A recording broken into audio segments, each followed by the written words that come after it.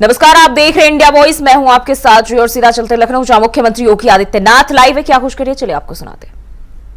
पदाधिकारीगण और बहनों और भाइयों, आज भारत माता के महान सपूत, भारत के संविधान के शिल्पी बाबा साहब डॉक्टर भीमराव अंबेडकर जी की महापरिनिर्वाण दिवस है।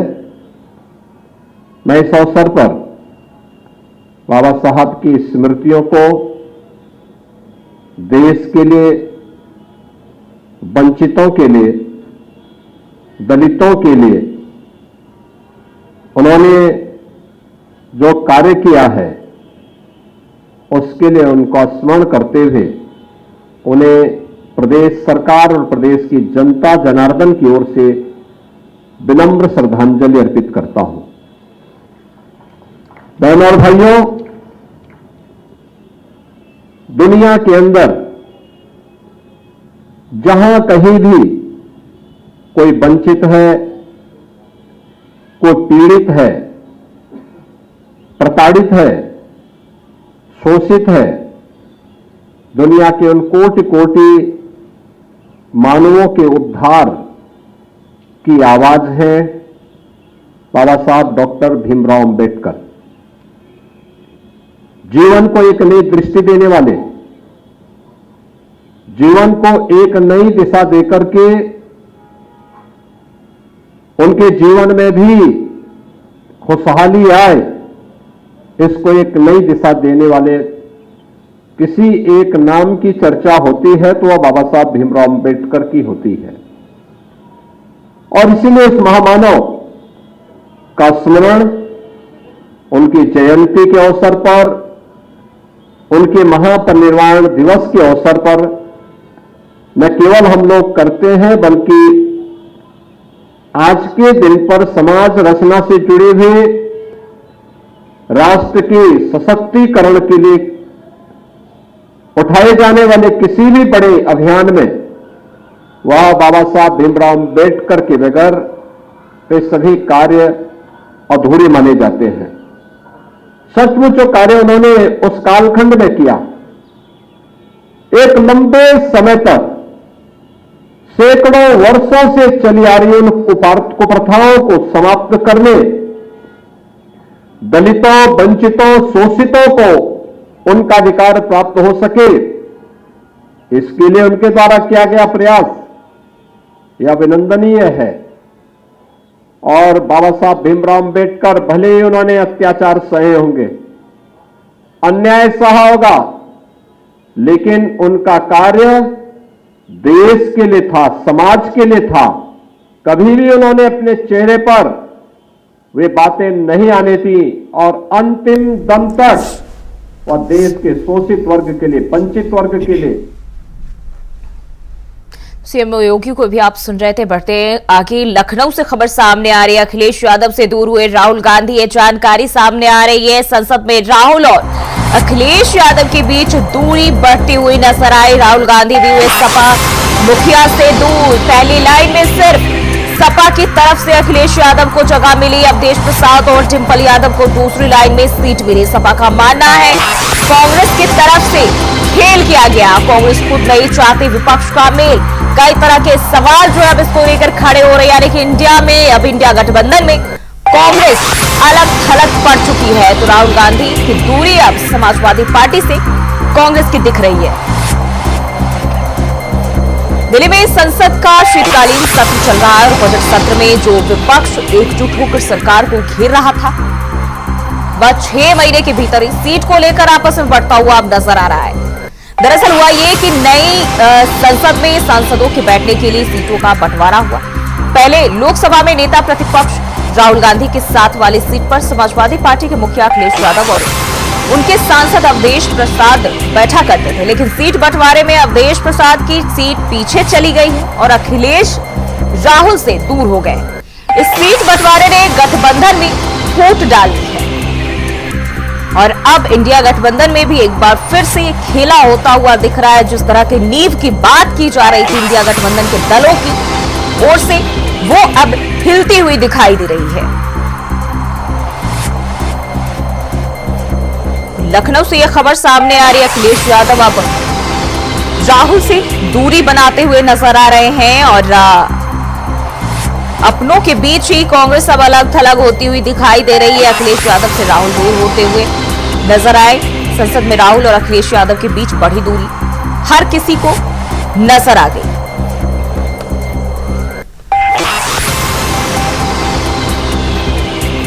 जिस तरीके से इंडिया गठबंधन के बाद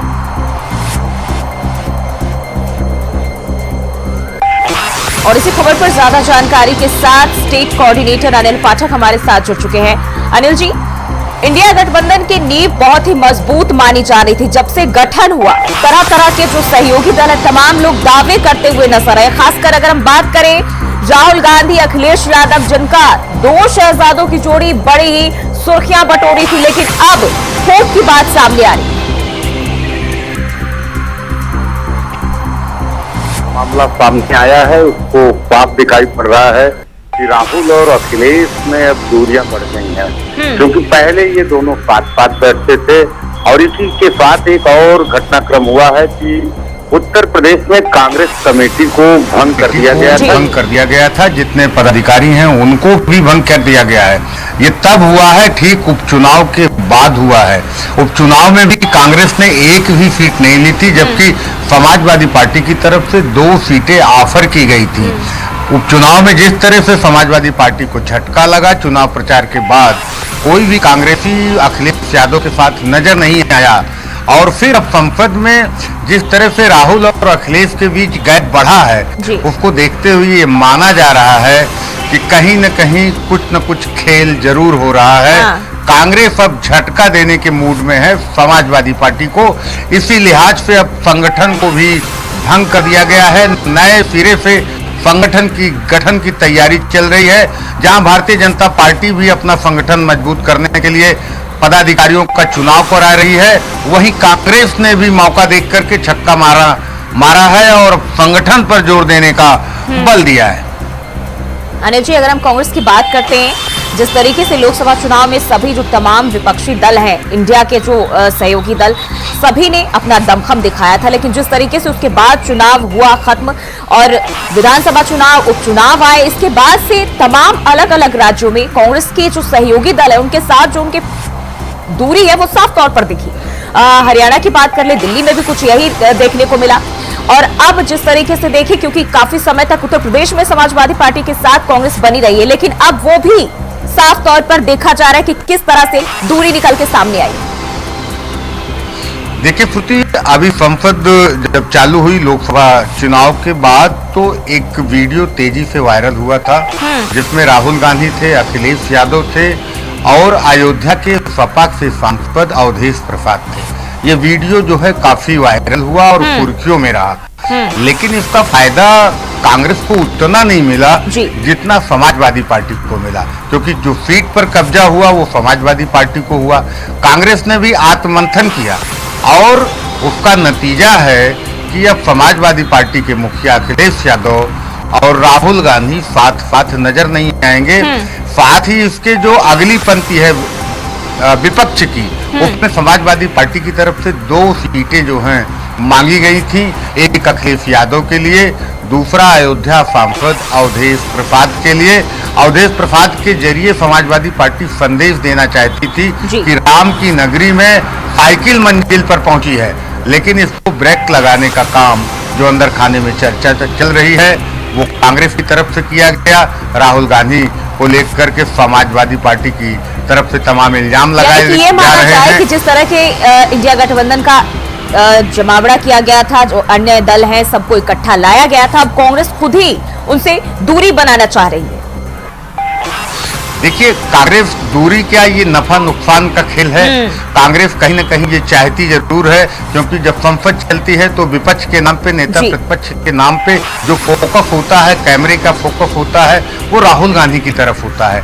और ऐसी स्थिति में अगर राहुल के बगल अखिलेश होंगे तो जाहिर सी बात है कि देश भर में सुर्खियां अखिलेश यादव को मिलेंगी। अनिल जी, यानी कि साफ तौर पर अब 2 शहजादों की जोड़ी कहीं न कहीं टूटती हुई नजर आ रही है। अब अलग अलग हो जाएंगे, दोनों ही 2 धड़ों में नजर आएंगे। जिस तरीके से जो नजारे अभी अंदर की तस्वीरें अभी हालांकि आधिकारिक रूप से तो सामने नहीं आई है, लेकिन जो कुछ ये नजारे बयां कर रहे हैं, काफी कुछ इससे अंदाजा भी लगाया जा सकता है। बहुत बहुत शुक्रिया अनिल जी तमाम जानकारी के लिए। और बढ़ते हैं आगे, राज्य से बड़ी खबर सामने आ रही। झारखंड कैबिनेट की पहली बैठक आज, मंत्रिमंडल विस्तार के बाद पहली बैठक, कई बड़े फैसलों पर मुहर लग सकती है। सीएम हेमंत सोरेन खुद करेंगे बैठक की अध्यक्षता। प्रोजेक्ट भवन में बैठक का आयोजन किया जाएगा। तो आपको बताते चले, झारखंड कैबिनेट की आज पहली बैठक है और सीएम हेमंत सोरेन खुद इस बैठक की अध्यक्षता करेंगे। प्रोजेक्ट भवन में बैठक का आयोजन किया जाएगा। आपको बताते चले, माना जा रहा है कई बड़े अहम फैसलों पर मुहर भी लग सकती है। मंत्रिमंडल विस्तार के बाद ये पहली बैठक जो कि काफी अहम मानी जा रही है। और इसी खबर पर ज्यादा जानकारी के साथ रांची से हमारे संवाददाता अजय पांडे हमारे साथ जुड़ चुके हैं। अजय, झारखंड में मंत्रिमंडल का विस्तार हो चुका है और अब कहीं न कहीं राज्य में पूरी तरह से सरकार सुचारू रूप से चलाए जाने के लिए हम देखें तो पहली मंत्रिमंडल की यह बैठक होने जा रही है। क्या कुछ जानकारी? निश्चित रूप से देखिए, जान कर सकते हैं कि कल राज्य को 11 मंत्री मिले हैं और जिस प्रकार से मंत्रिमंडलों का कल विस्तार हुआ, निश्चित रूप से हालांकि देखिए मंत्रिमंडलों का विभागों का बंटवारा नहीं हुआ, लेकिन उस ख्याल को रखते हुए जिस प्रकार मंत्रिमंडल विस्तार के बाद आज झारखंड में पहली बार बैठक हुई, यानी हेमंत सोरेन की चौथी बार यानी झारखंड के बागडोर संभालने के बाद आज पहली बैठक है। और आज जो महत्वपूर्ण बैठक है, यानी सरकार पूरी तरह से संरचना गठन होने के बाद आज पहली बैठक है, यानी पूरी मतलब आज पूरे झारखंड का जो मतलब ये कह सकते हैं कि इशारा अब नजरें जो है आज कैबिनेट पर होगी, क्योंकि कई महत्वपूर्ण जी बिल्कुल अजय, अगर हम महत्वपूर्ण फैसलों की बात करें, जिस तरीके से हमने देखा सीएम ने भी जब शपथ ली उसके बाद जो है मैया योजना को लेकर उन्होंने कई सारे ऐलान भी किए और काफी चर्चा में रहे, लेकिन अब मंत्रिमंडल का भी विस्तार हो चुका है। क्या संभावना है, वो अहम फैसले कौन कौन से हो सकते हैं? क्योंकि जो 11 मंत्रियों ने शपथ ली है, बताया जा रहा है नए चेहरे हैं, पुराने चेहरे, और सबको संतुलित बनाने के लिए ये जो मंत्रिमंडल है वो गठित की गई। निश्चित रूप से इसका जो बिल्कुल संतुलित मंत्रिमंडल है, कुछ नए चेहरे कुछ अनुभवी चेहरों को सम्मिलित किया गया है। और निश्चित रूप से आज जो कैबिनेट की बैठक प्रोजेक्ट भवन में आज 3 बजे होनी है। और वैसे में कई ऐसे महत्वपूर्ण, जैसे कि आप कह सकते हैं कि झारखंड में जिस प्रकार से लगातार रोजगार का मुद्दा रहा है, और वैसे में रोजगार को लेकर के यानी आप कह सकते हैं कि वार्षिक कैलेंडर रोजगार को लेकर के नियुक्तियां की कैलेंडर तमाम चीजों को आज सामने जा सकती है। इसके अलावा कह सकते हैं कि झारखंड जो खनिजों को लेकर के लगातार रहा, तो वैसे में सख्त कैसे कानून ले जाए जाएंगे, उनके राजस्व को लेकर भी कई ऐसे महत्वपूर्ण फैसले लिया जा सकते हैं। एग्रीकल्चर को लेकर के कई महत्वपूर्ण फैसले लिया जा सकते हैं। अब कह सकते हैं जिस प्रकार से उन्होंने चुनाव में कहा कि 500 सिलेंडर हर घरों को देना है, और वैसे वो उसको लेकर के भी फैसला के लिए किया जा सकता है। कई ऐसे सरकार के पास जिस प्रकार से उन्होंने चुनाव के समय में 7 संकल्पों का लिया था, और उस संकल्प में से कुछ ऐसे अंश हो सकते हैं जो आज कैबिनेट के फैसले में शामिल हो सकते हैं। बिल्कुल अजय, बहुत बहुत शुक्रिया तमाम जानकारी के लिए। और बढ़ते हैं आगे, यूपी की सियासत से जुड़ी बड़ी खबर सामने आ रही। यूपी कांग्रेस कमेटी भंग, जिला, शहर और ब्लॉक इकाइयां भंग किए गए इकाइयों का नए सिरे से होगा गठन। केसी वेणुगोपाल ने जारी किया आदेश, नई प्रदेश कमेटी का किया जाएगा गठन, नए लोगों को कमेटी में मौका मिलेगा। तो यूपी कांग्रेस कमेटी भंग कर दिया गया है। आपको बताते चले, जिला, शहर और ब्लॉक इकाइयां भंग किया गया है। तो उत्तर प्रदेश की सियासत से जुड़ी ये बड़ी जानकारी सामने आ रही। इकाइयों का नए सिरे से अब गठन किया जाएगा। केसी वेणुगोपाल ने इसके लिए आदेश भी जारी कर दिया है। आपको बताते चले, नई प्रदेश कमेटी का फिर गठन किया जाएगा और नए लोगों को इसमें शामिल किया जाएगा। तो जानकारी सामने आ रही उत्तर प्रदेश कांग्रेस को लेकर सियासत से जुड़ी यह खबर। यूपी कांग्रेस कमेटी भंग कर दी गई है। और इसी खबर पर ज्यादा जानकारी के साथ रमन मिश्रा हमारे संवाददाता लखनऊ से हमारे साथ जुड़ चुके हैं। रमन, देखिए जिस तरीके से अब उत्तर प्रदेश में लगातार सियासत से जुड़ी कुछ न कुछ नई चीजें सामने आ रही है, और अब कांग्रेस की हम बात करें, कांग्रेस कमेटी भंग कर दी गई है। क्या कुछ जानकारी सामने आ रही है निकल के? बिल्कुल, यही लोकसभा चुनाव के बाद में विधानसभा चुनाव 2027 का सेमीफाइनल माना जा रहा। उपचुनाव अब खत्म हो गया है और अब जितने भी सियासी दल हैं वो नई तरीके से रणनीति और नई टीम के साथ में मैदान 2027 के मैदान में उतरने की तैयारी कर रहे हैं। ऐसे में कांग्रेस की जो प्रदेश टीम है और कांग्रेस प्रदेश अध्यक्ष ने राष्ट्रीय अध्यक्ष कांग्रेस के मल्लिकार्जुन खड़गे को एक प्रस्ताव भेजा था कि पूरे प्रदेश की कमेटी, जो कि जिला कमेटी, शहर कमेटी और ब्लॉक कमेटी को भंग करके एक नई टीम बनाई जाए, और अब उसे मंजूरी मिल गई है। केसी वेणुगोपाल जो महासचिव हैं कांग्रेस के, उन्होंने एक पत्र जारी करते हुए ये पास कर दिया है कि कमेटियां जो थी वो भंग हो जाएंगी और अब एक नए तरीके से कांग्रेस की नई टीम बनेगी, जो 2027 में कांग्रेस को फिर से एक तरीके से जो 90-80 के दशक के बाद में कांग्रेस जिसने अपनी सियासी पिच यहाँ पे खो दी थी, सियासी प्रतिष्ठा यहाँ पे कम हो गई है, जिसकी एकदम हाशिए पे चली गई है, उसे एक बार नए तरीके से लॉन्च करने के लिए 2027 की बिल्कुल रमन, अगर हम बात करें इन दिनों उत्तर प्रदेश में कांग्रेस की, तो जिस तरीके से जो अभी कांग्रेस और सपा दोनों ही दो धारा में बढ़ चुके हैं और ये साफ तौर पर दिख भी रहा है। हाल ही में कहीं ना कहीं यूपी की सियासत में ये भी एक बड़ी खलबली मचाने वाली खबर है, और ऐसे में हम देखें जिस तरीके से अब कांग्रेस ने अपनी इकाइयां भंग कर दिया है, नए सिरे से गठन किया जाएगी, यानी कांग्रेस पूरी अपनी विचारधारा के तहत चलेगी। साथ ही साथ अगर हम चेहरों गठन की बात करें, नए चेहरे बताए जा रहे इसमें शामिल किए जा सकते हैं। तो बिल्कुल कांग्रेस की इस बार जो तैयारी है, भले उसका गठबंधन समाजवादी पार्टी से है, लेकिन कांग्रेस लोकसभा चुनाव से लेकर के और उपचुनाव तक तो वो लगातार अपनी हिस्सेदारी बड़ी मांगती रही है। भले उसको चुनाव में एक भी सीट नहीं मिली, सिर्फ उसका एक प्रत्याशी समाजवादी पार्टी से चुनाव लड़ा था।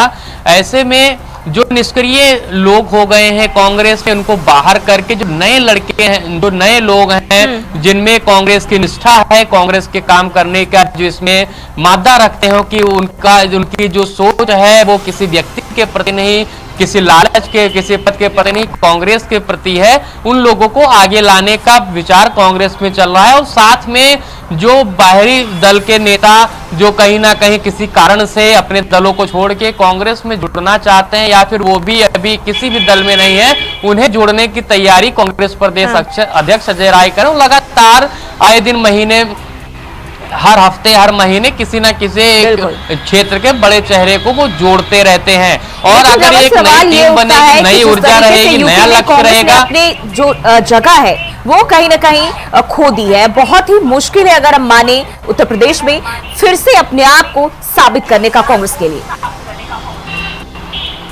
बिल्कुल 80 के दशक के बाद में जैसे ही मंडल कमीशन आया, उसके बाद में कांग्रेस ने अपनी जितनी पूरी सियासी जो भी इनके वोट बैंक था, वोट कैडर था, उसे खो दिया। और उसके बाद से ही कांग्रेस उत्तर प्रदेश में आज तक टिक नहीं पाई है। आपको बता दें कि 80 के दशक, आजादी के बाद से 80 के दशक तक कांग्रेस का वोट बैंक ब्राह्मण, दलित और अल्पसंख्यक था, लेकिन मंडल कमीशन लागू होने के बाद में समाजवादी पार्टी और बहुजन समाज पार्टी जैसी पार्टियां अस्तित्व में आईं और ओबीसी का एक बड़ा धड़ा जो समाजवादी पार्टी के साथ चला गया और दलित वोट बैंक जो कांग्रेस का था बहुजन समाज पार्टी के साथ चला गया। वही हिंदुत्व के मुद्दे पर जो ब्राह्मण वोट बैंक था वो भारतीय जनता पार्टी के साथ ज्यादा मात्रा में शिफ्ट हो गया।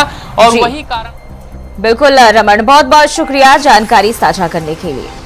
तो इकाइयों का नए सिरे से अब गठन किया जाएगा। वहीं बढ़ते आगे राजस्थान के टोंक से बड़ी जानकारी सामने आ रही। समरावता थप्पड़ कांड और उपद्रव का मामला बताया जा रहा है। मामले में 42 आरोपी गिरफ्तार किए गए। आरोपियों की जमानत पर आज फैसला आएगा। जिला सेशन न्यायालय में कल बहस हुई थी। बहस के बाद कोर्ट ने फैसला सुरक्षित रखा था, तो एक बार फिर आज इसको लेकर सुनवाई होगी और ये जानकारी सामने आ रही है। आरोपियों की जमानत पर आज फैसला आना है। मामले में 42 आरोपी जो गिरफ्तार किए गए, जिनको लेकर सुनवाई होगी। जिला सेशन न्यायालय में इसको लेकर कल बहस हुई थी, जब फैसला सुरक्षित रख लिया गया था। तो टोंक से ये जानकारी, राजस्थान के टोंक से बड़ी खबर समरावता थप्पड़ कांड को लेकर।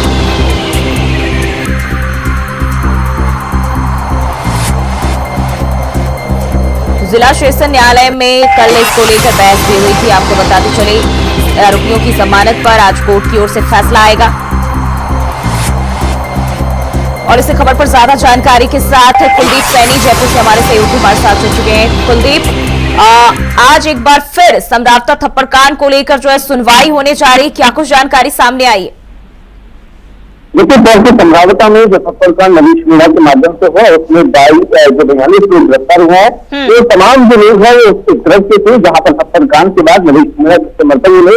ये टोंक जिले में पुलिस के साथ मुठभेड़ हुई जहाँ पर कई वाहनों को आग लगा दी गई और वहां पर ग्रामीणों के घरों में आग लगाई गई। उसके बाद उपद्रव इतना पड़ा इस स्थिति में लगातार जो पुलिस का जब्ता वहां पर तैनात करना पड़ा और उससे यहाँ पर 42 लोगों को पुलिस ने सलाखों से पीछे पहुंचाया था। और मैंने जो इतनी बात को लेकर जब उपद्रव बढ़ा तो वहां पर पुलिस ने लोगों को चिन्हित करके न्यायालय में पेश किया, आरोपियों को सजा की कोशिश की। लेकिन नवीश मीणा भी शामिल थे, लेकिन नवीश मीणा को फिलहाल जो समझौता कांड में दोषी माना गया था।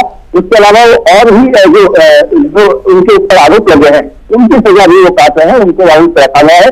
लेकिन 42 जो लोग पुलिस ने वहां पर गिरफ्तार किए थे समझौता में उन लोगों से लेकर कल सुनवाई। कुलदीप, अब सुनवाई की बात करते हैं, कब से सुनवाई हो सकती है आज? देखिए अभी जो बहस थी कल बहस हो चुकी थी और अभी सुनवाई का मौका नहीं, तो न्यायालय अपना जो कल फैसला सुरक्षित रखा था उस फैसले को आज न्यायालय अपना फैसला सुनाएगा, जिसमें जो सभी 42 लोग हैं जो दोषी पाए गए थे उनके बागी का फैसला न्यायालय करने वाला है। कुछ लोगों पर कई गंभीर आरोप भी लगे हैं, कई लोगों पर 2 से अधिक धाराओं पर मर्डर की केस भी दर्ज है। तो उन लोगों के खिलाफ न्यायालय की ओर से जो फैसला सुरक्षित रखा गया है वो तकरीबन 1 वीडियो का दर्ज दिया गया है, जहाँ पर न्यायालय ने उनके खिलाफ जो मुकदमे दर्ज थे उनके लेकर न्यायालय जल्दी फैसला सुनाएगा। बिल्कुल कुलदीप, अगर हम बात करें जिस तरीके से कल फैसला सुरक्षित रख लिया गया था और एक बार फिर आज फैसला आना है, क्या संभावना जताई जा रही है?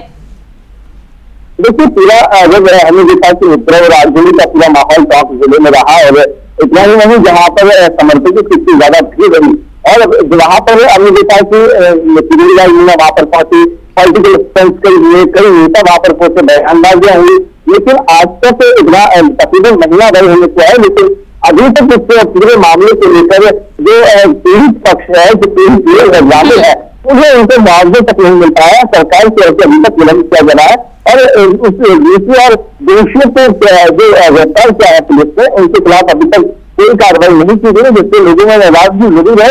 और ये तमाम जो लोग है 42 लोग है वो तमाम लोग यानी कि आज एक बार फिर से अगर हम देखें तो पीड़ित पक्ष और आरोपियों की बीच जो कहीं ना कहीं जो टूट है और जो लड़ाई की बात है उस पर अब कोर्ट की ओर से फैसला आ सकता है आरोपियों की जमानत को लेकर, और देखना होगा कि कोर्ट का फैसला क्या आता है। बहुत बहुत शुक्रिया कुलदीप तमाम जानकारी के लिए। तो आरोपियों की जमानत पर आज फैसला आएगा। जिला सेशन न्यायालय में कल इसको लेकर बहस भी हुई थी, जिसके बाद कोर्ट ने फैसला सुरक्षित रखा था। तो समरावता थप्पड़ कांड और उपद्रव का यह मामला बताया जा रहा है, जिसमें 42 आरोपी गिरफ्तार किए गए और ये तस्वीरें इस दौरान की हम आपको दिखा रहे हैं जब आरोपी जो है वो पुलिस गिरफ्त में है। और जमानत को लेकर आज कोर्ट की ओर से फैसला आएगा। जिला सेशन न्यायालय में इसको लेकर कल बहस भी की गई थी और बहस के बाद कोर्ट ने फैसला सुरक्षित रख लिया था, जिसके बाद एक बार फिर आरोपियों की गिरफ्तारी को लेकर, जमानत को लेकर आज कोर्ट की ओर से फैसला आएगा। तो टोंक से ये जानकारी सामने आ रही है और देखना होगा कोर्ट क्या कुछ फैसला सुनाता है।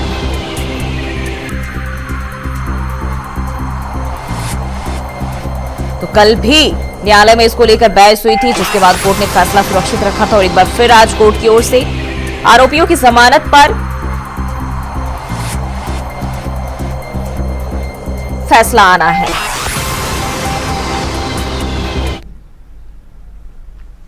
और मुख्यमंत्री पुष्कर सिंह धामी लाइव है, क्या कुछ कह रहे इस दौरान, चलिए आपको सुनाते हैं। हमारे इस पूरे क्षेत्र में, पर्वतीय क्षेत्र में बच्चों को उत्कृष्ट और गुणवत्तापूर्ण शिक्षा प्रदान करने के लिए जो परिकल्पना की गई थी, उस परिकल्पना का एक मूर्त रूप है।